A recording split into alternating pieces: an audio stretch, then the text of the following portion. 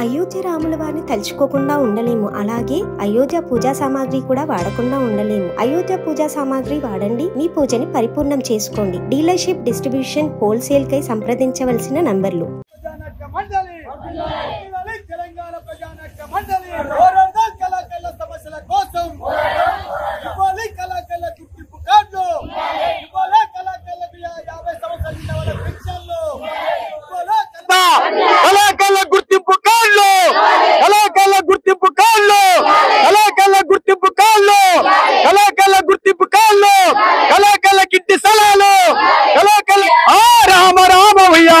రఘువరామ ఉయ్యాలో, రామ ఉయ్యాలో, రఘువరామ ఉయ్యాలో.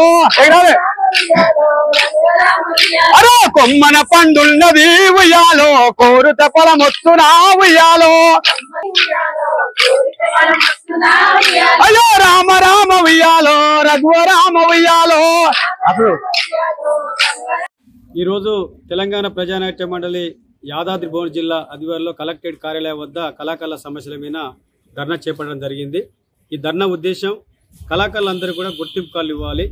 రెండోటి ఏంటంటే యాదాద్రి లక్ష్మీనరసింహ మీద జరుగుతున్న బ్రహ్మోత్సవాల కళాకారులకు అవకాశం కల్పించాలి.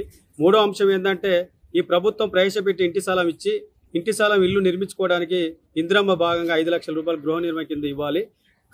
కళాకారుల కుటుంబాలకు విద్యా వైద్యం అందుబాటులో ఉండాలి. కళాకారులకు బ్యాంకులలో వడ్డీ లేని రుణాలు ఇవ్వాలి. కళాకారులందరూ కూడా గుర్తింపు కార్డులు ఇవ్వాలి.